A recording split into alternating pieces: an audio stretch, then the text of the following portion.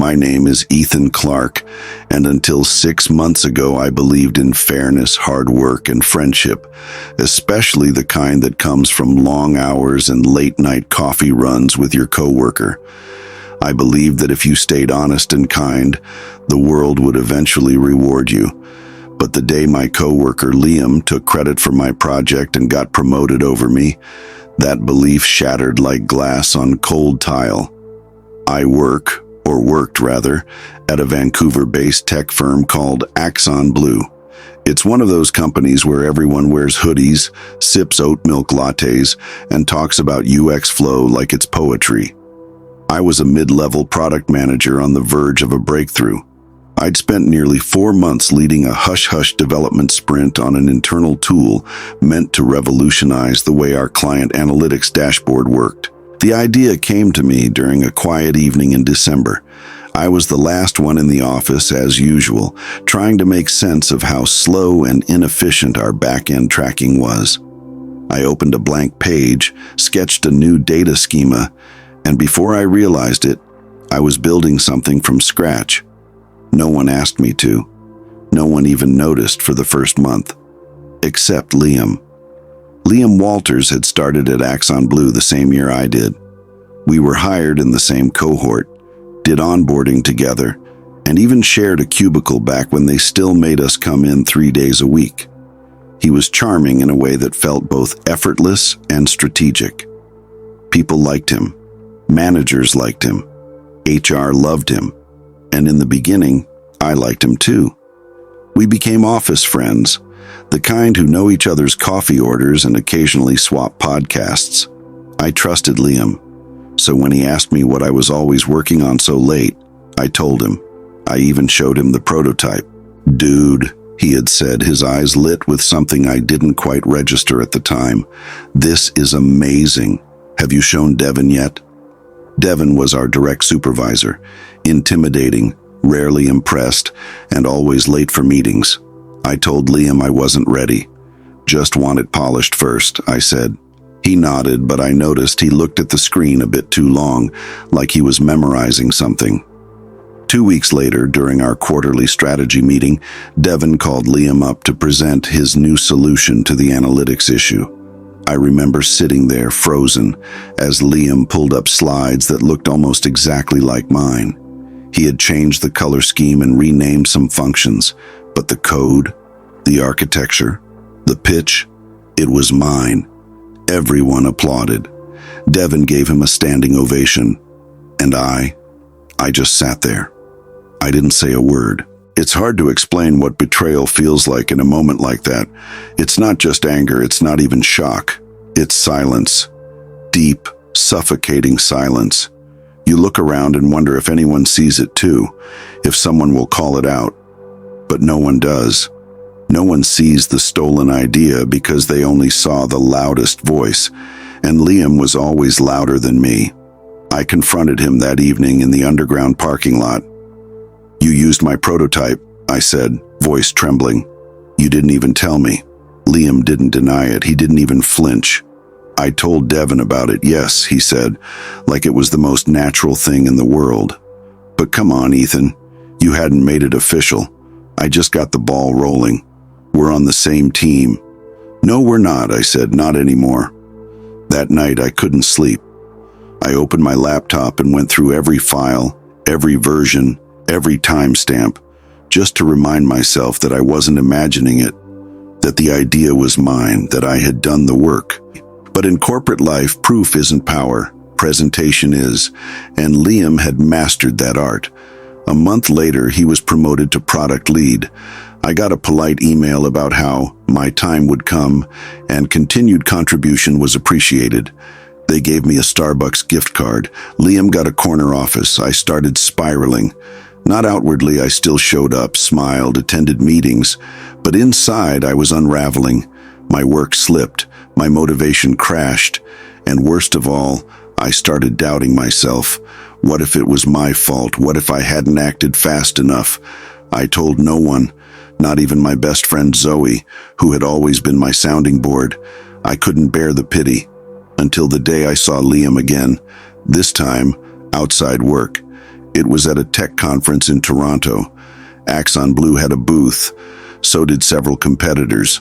I was mostly walking around, collecting branded tote bags and avoiding eye contact with people from work. And then I saw Liam standing at another company's booth. Not Axon Blue, but Verdana Labs, a major player in our space, and he was talking to their CTO, laughing, holding a folder that looked awfully familiar. I hid behind a banner and watched. My heart pounded in my chest. When I got back to my hotel room, I pulled out my old hard drive and searched through my archived files. There it was, a project pitch from 4 months ago. One I had casually mentioned to Liam but never submitted. One that had been shelved when everything else happened. I stared at the file. Then I stared at a news article that came up on LinkedIn. Verdana Labs announces breakthrough acquisition of data tool from independent developer. No name, no credits, but the screenshots, identical to mine. That was the moment I stopped being quiet. I didn't confront Liam again, not directly. What would be the point? He'd already done it once, and now he was doing it again, on a bigger stage, with a better company. But something had shifted in me after I saw that article. For the first time in weeks, I wasn't just angry. I was clear. There's a kind of precision that only comes after being hurt repeatedly by someone you trusted. It's the kind of clarity that sharpens your edges, makes you see the game for what it is. So no, I didn't say a word to him, but I started moving in silence. I flew back to Vancouver the next morning and went straight to Zoe's apartment. She opened the door in sweatpants and a messy bun, holding a half-eaten croissant. "Ethan, I need your help," I said, stepping inside. Zoe had been my closest friend since university. She was a legal consultant, someone who helped startups navigate contracts, IP rights, and what she called the messy middle ground of intellectual property law. She also didn't tolerate liars. I laid out everything, every design file, every email, every time-stamped version, and even screenshots from the Toronto conference article. Zoe's brows furrowed deeper with every passing minute. When I finished, she looked at me and said one word: lawsuit.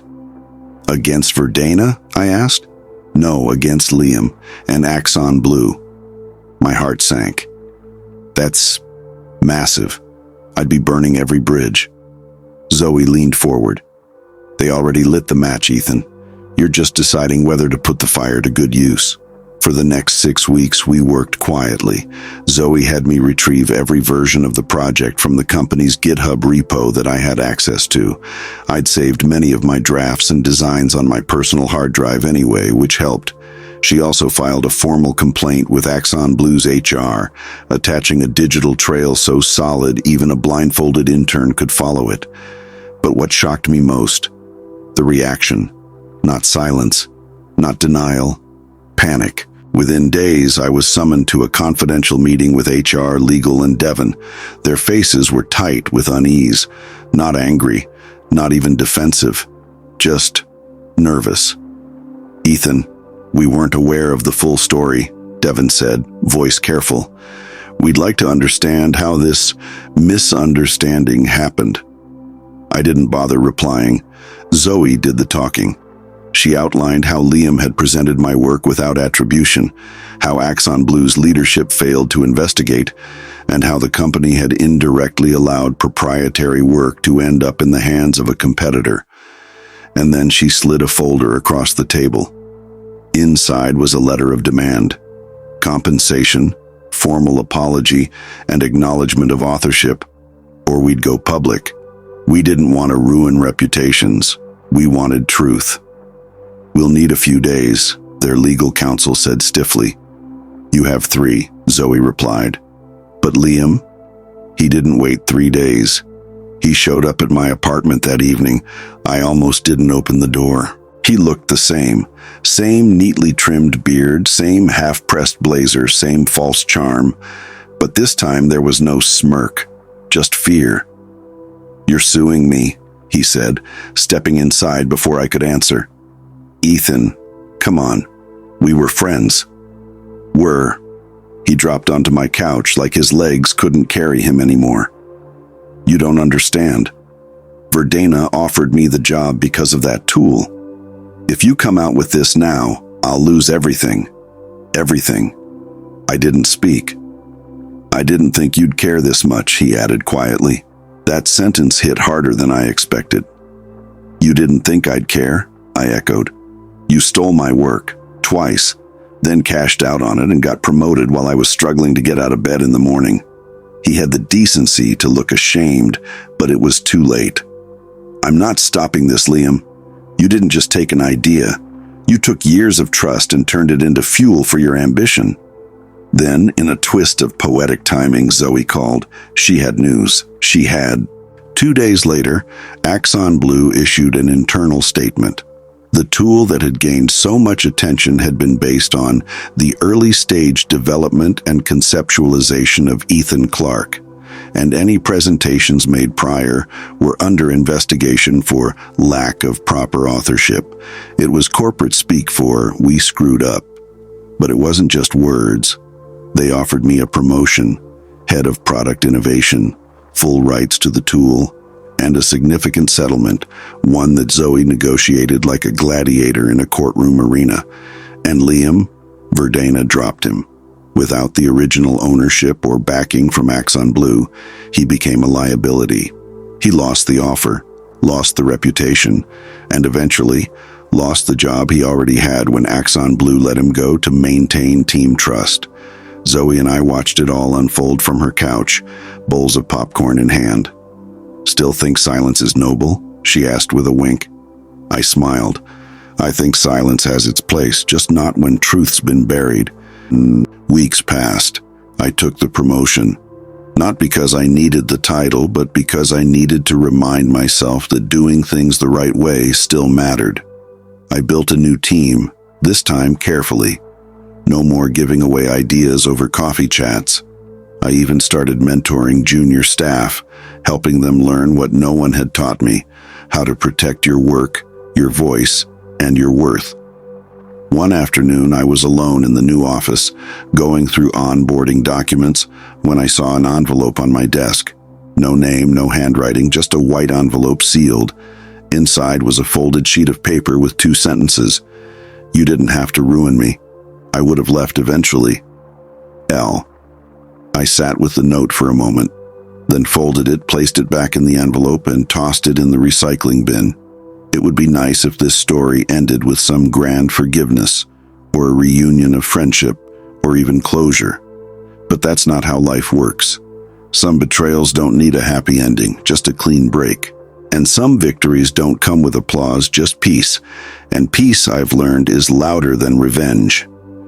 Thank you for listening to The Story Voice. If this story moved you, inspired you, or made you think, don't keep it to yourself. Like the video, subscribe to the channel, and turn on notifications so you never miss a story.